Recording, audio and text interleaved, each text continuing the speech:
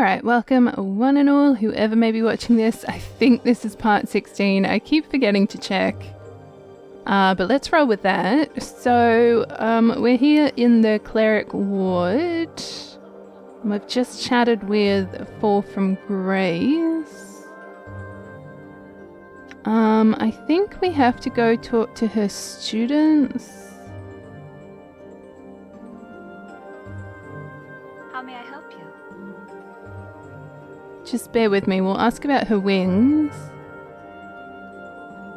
I'm not going to read it all just because these conversations can be quite long.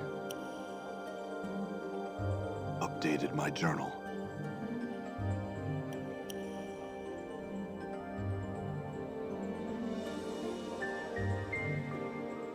Okay, what is this place? Is what I just asked.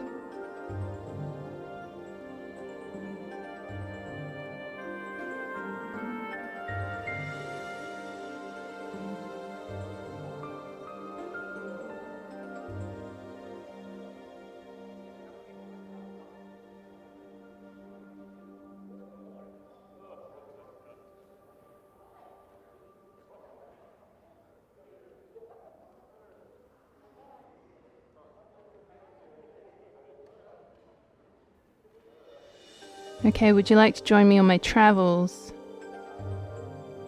Oh, Anna doesn't seem to like her.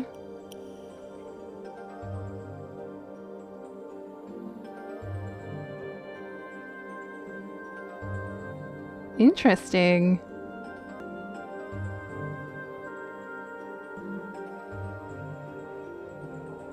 Updated my journal. Okay, so now we have to go speak to her students. I'm gone.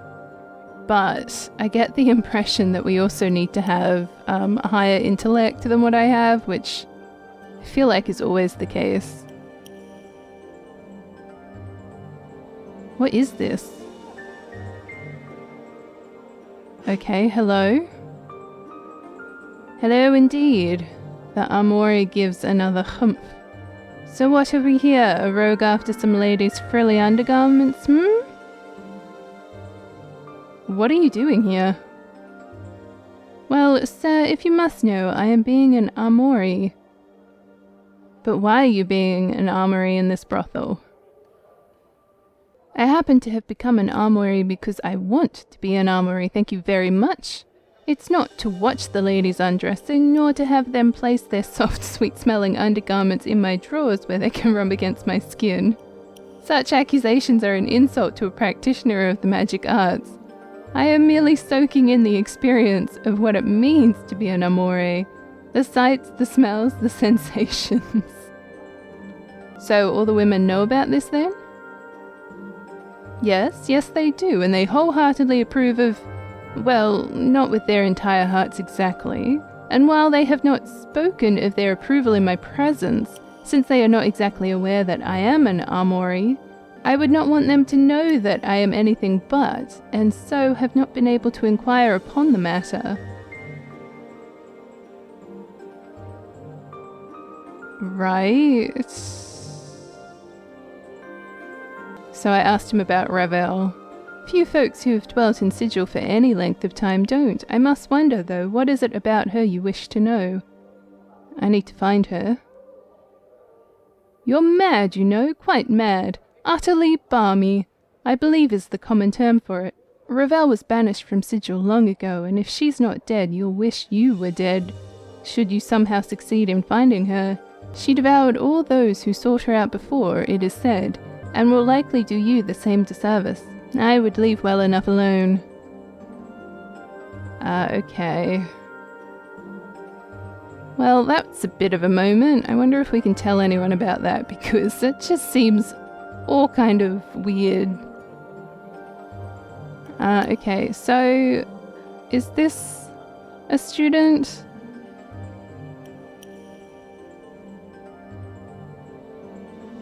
Okay, greeting, I am Delora, may I serve you somehow? She blinks her eyes and touches her hand to her heart, bowing her head slightly. I am able to debate any scholarly or academic matter quite proficiently. If that is your wish. I am also well versed in various games of strategy should you wish to play something. though I have the materials for few such games here.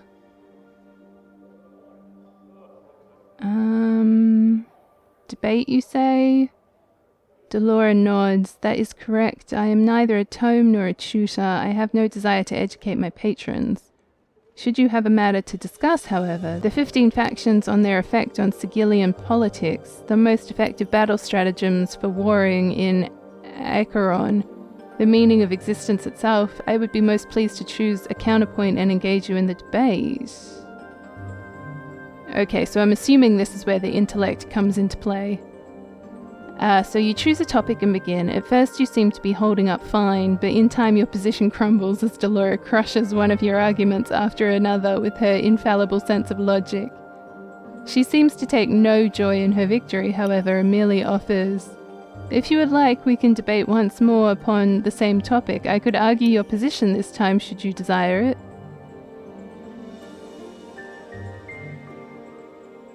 "So are you always this ruthless?" Delora nods. "Mistress Grace instructed me to show no mercy, for another of her students always allows patron to win after a lengthy debate. It was Mistress Grace's desire that I provide a different sort of experience for the clientele." Okay, something about games. Apparently I said yes please, I didn't choose that.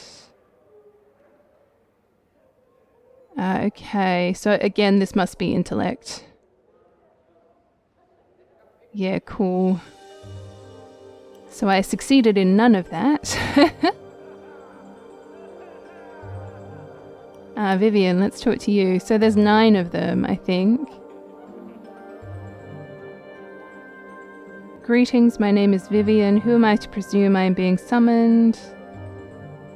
"Go on then. What are you doing here? Aside from my work as a student here, I'm looking for something, actually. You would not happen to have smelled it, would you?" "Yes, I have a particular scent that seems to have gone wandering.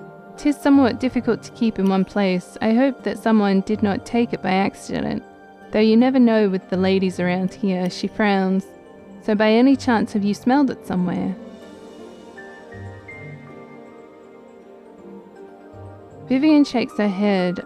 "I had meant to infer that it had been taken. The ladies here are a bit jealous at times and have been known to take my various perfumes for themselves. This time, though, someone has absconded with my own personal scent. I worked on that scent, perfected it, and now poof, 'tis gone. I need not bear such annoyances." Vivian stomps her feet. "I want that scent back, and I want it now." "Are you certain? I do not wish to impose." No imposition. Updated my journal. Anna really does not like being here. "You are too kind. Very well. If you run across it, please let me know. I'm somewhat anxious to get it back. A one-of-a-kind scent, really." Okay, so that must be how we help her out, maybe?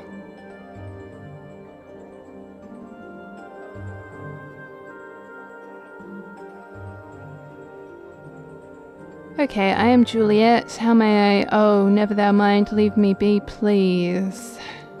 "Oh, nothing at all. Only that I spend my days gazing into the face of mediocrity, seeing if anything can ease its dreadful tedious passage."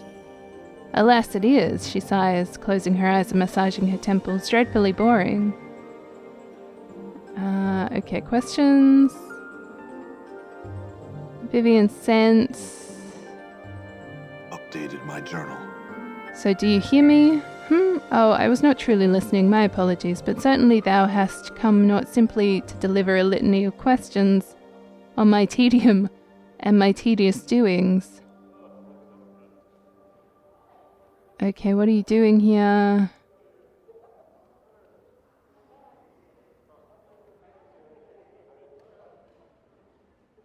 Okay, so it's all the same. So then, if I said I could add some excitement to your life. "Doubtful at best. I'm already with a man, sir. I do love him dearly. 'Tis just that I wish something more of our liaison." So there's a problem with the relationship. "Yes, there is a problem," she huffs. in that there are no problems to speak of. Our families took the news of our courtship splendidly. His siblings love my siblings, and our friends think our union to be blessed by the powers themselves. All fine and good, but things are going, she frowns, so smoothly. 'Tis not right to have a trouble-free courtship. I don't know about that. Dost thou not? Hast thou ever had such a courtship? She glances briefly at you. 'Twould seem that thy life is filled with a variety of problems, judging by the pallor of thy skin. So I can't remember any courtships I have had. The remnants of the ones I have encountered suggest that I may have had some problems. 'Tis just that all my friends have such interesting relationships. One's fraught with turmoil, feuding families, daggers at one another's backs, poison, mad siblings, and irate fathers with large swords. I have a lover whose family loves me and whom the world loves. She sighs again. A great source of annoyance. How I wish I could formulate some way to spice things up. Mort floats close to you, whispering, I feel sorry for her lover. He doesn't know how bad he has it. A chit like this is nothing but trouble. That doesn't sound wise, Juliet. Relish what you have. I wish to experience troubles, though. I wish to experience the up and downs of courtship, but with him no other. She sighs. Ah, such a thing is love. It can be as dull as a club, and is of no use to an aspiring sensate. What did you have in mind to spice things up? I'm not sure. Some element of danger or jealousy, something intense. Why don't you make up some fake love letters from a hidden affair? Juliet's eyes brighten. Excellent notion, most excellent. She suddenly frowns. But he knows my handwriting. Wilt thou write some for me? Oh, I can find some, though? Updated my journal. So I have to find someone who can write some notes for her?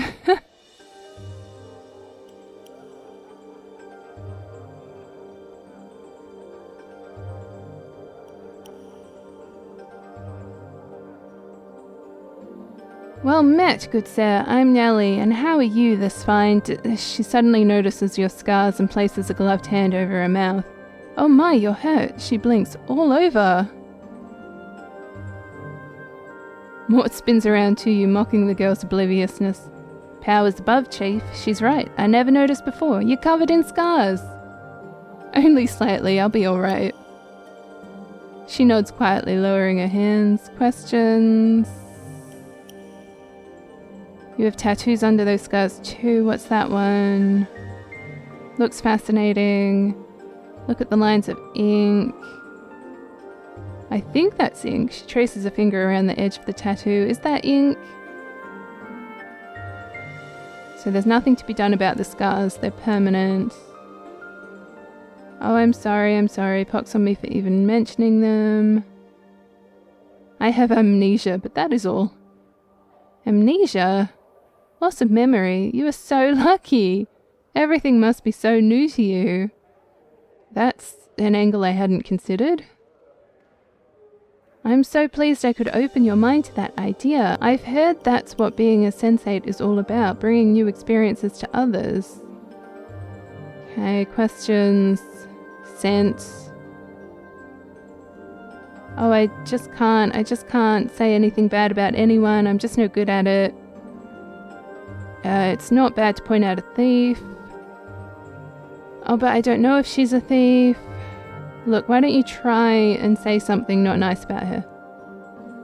Oh, all right. Oh, I dislike her very, very much.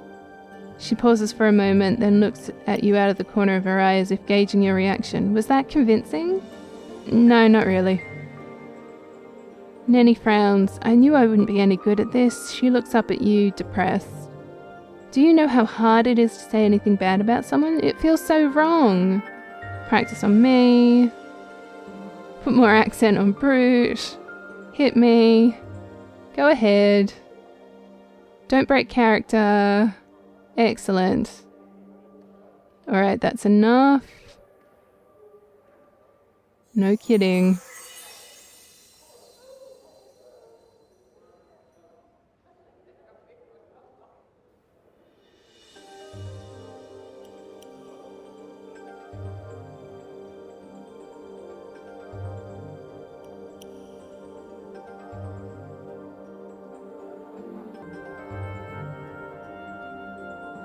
Far out, this is so stinking tedious having to talk to like every one of these peeps. Oh, okay.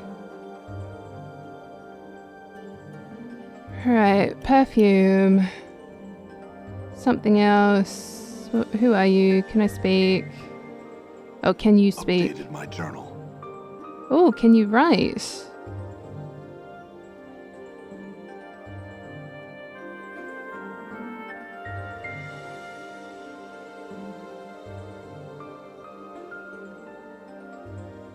I mean, I'm not sure if I'm supposed to be like getting to the point of anything by talking to them all.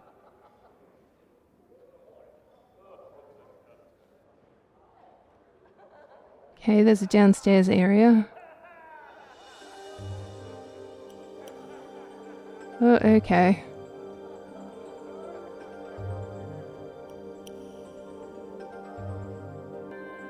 Oh, is she a Medusa?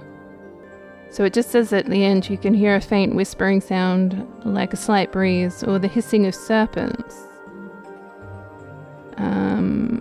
Okay.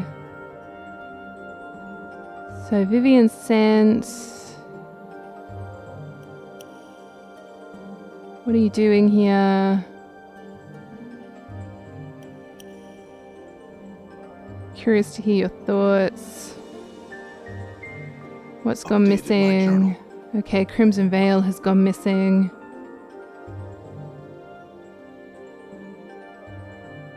Okay, she must be a Medusa. Hey!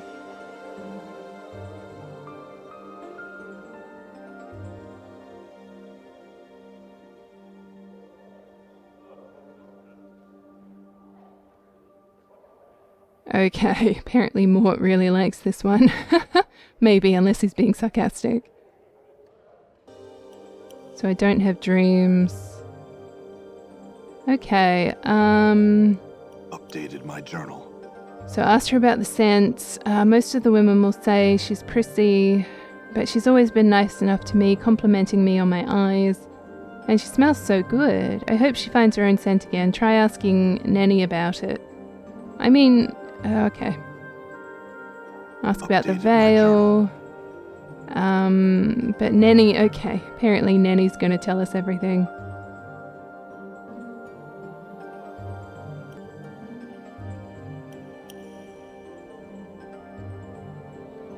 Okay, what about the silent Updated my prostitute? journal. She's very sweet but so quiet. I understand she said something once which caused some great tragedy. Oh, wow. Ask her about Revel. Okay. Are you sure you seem suddenly upset? Of course I'm sure. Don't ask me of her again. Ooh. So apparently we need to go back and talk to Nenny.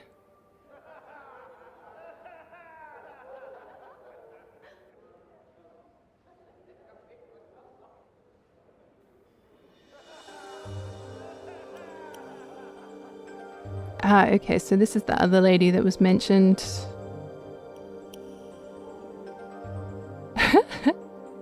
So I'm just laughing at Mort. He's great.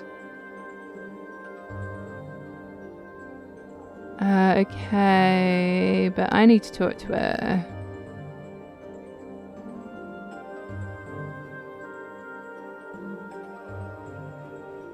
Oh gosh. Okay, we're just going. She seems quite rude. I didn't want to insult her too much. Alright, I think this is the last one. Far out. Okay. Oh, far out, Mort. I'd like to trade tails? Okay. There are chapters in the Dead Book, the massive tome which the Dustmen keep that record the passing of all the lives into the eternal boundary. In this book there are chapters that are naught but dust, and it is believed that the names therein are lost souls who cannot die, but must suffer life eternally until history itself dies and grants them release. What happened in the Alley of Lingering Sighs? Do you know what a modron is? No. Creatures of total law, almost more machinery than living things. There are many different sorts of modron, but all have their place in a very rigid, carefully organized hierarchy. So dedicated are they to this system that they cannot communicate with or even consider the existence of modrons who are not their immediate superiors or inferiors. Then I shall tell you the tale. Once upon a time there existed a modron. It was newly created, its logic fresh and untested, and it had come to Sigil following the commands of its modron superiors. It knew of nothing but commands and dictates, of obedience and passing along the orders of its superiors. For you see, modrons are only aware of the commands of their immediate superiors. They have no grasp of a higher authority until this one. One day it came upon a small shop, within which there was a small clock that could no longer tell time. It was cracked along the edges, the wheels of its hands broken. The modron immediately set itself to work at getting the parts to fix the broken clock. It made a new wooden housing for the clock's parts, replaced the bent springs, carefully filed and oiled the clockwork machinery, and carved new hands from the sparse metal available to it. The newly repaired clock's precise ticking reminded it of the great gears of Mechanus, and it comforted it as much as anything may comfort a modron. And what the modron never came to understand was that it truly loved this clock that it had worked on, and for reasons it could not explain, elected to remain in Sigil and be with the clock for the rest of the years.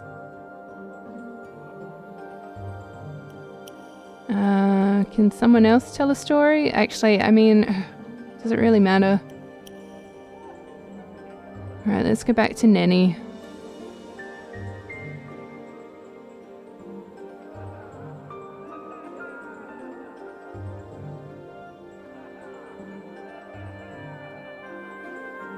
Okay, so Vivian sent... My journal. Okay, maybe I saw that mean Marissa sneaking out of Vivian's room that one night.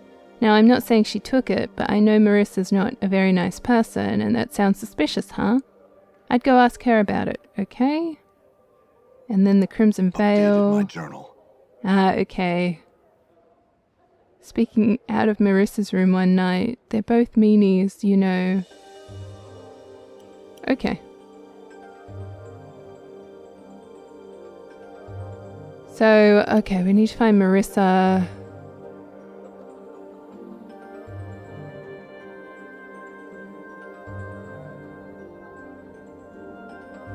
I mean, I'm hoping this all leads to something.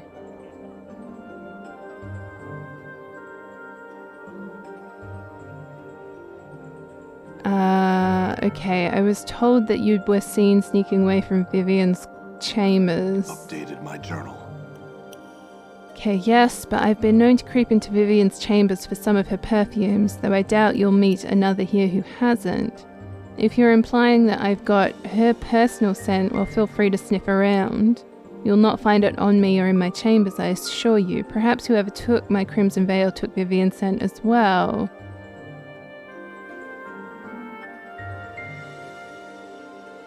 Okay, so I've spoken to all 9 together. Do you know who or where the 10th student is? I spend much time here in my chambers, but I think that even I would know had a 10th student arrived. There is none currently. Okay, so we need to go talk to... I don't even know how to say her name. Call her Kim. Oh, she's up here.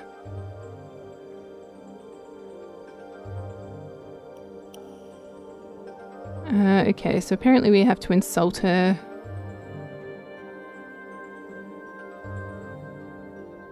Okay, Vivian sent...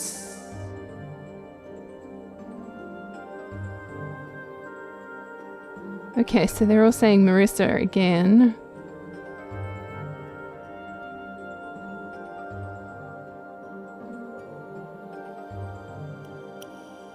Okay, sneaking away from Marissa's chamber. Updated my journal.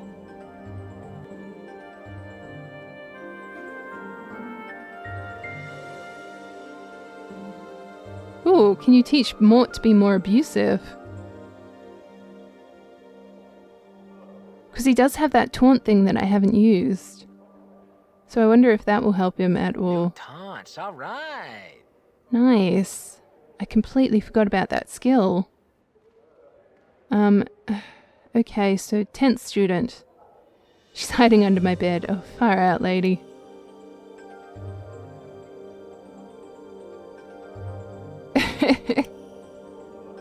Okay, so apparently she knows nothing about anything.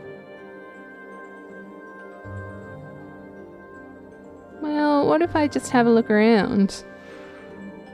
That's a handkerchief. Far out.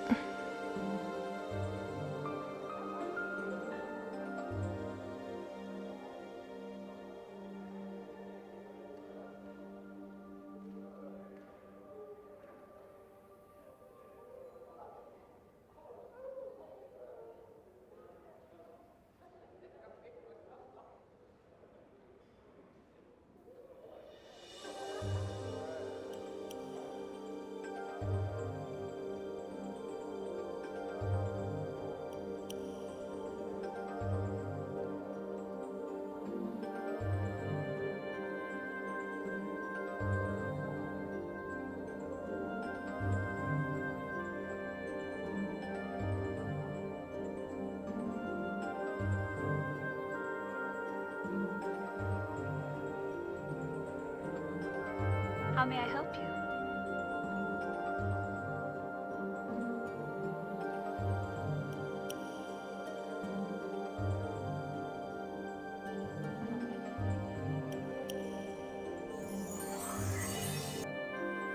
Okay, so I'm just talking to Fall from Grace, and we were talking about the 10th student.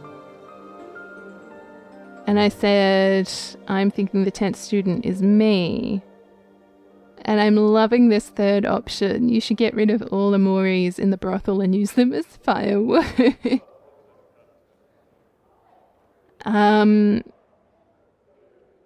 gonna say teaching within a sheltered environment such as this only harms the students.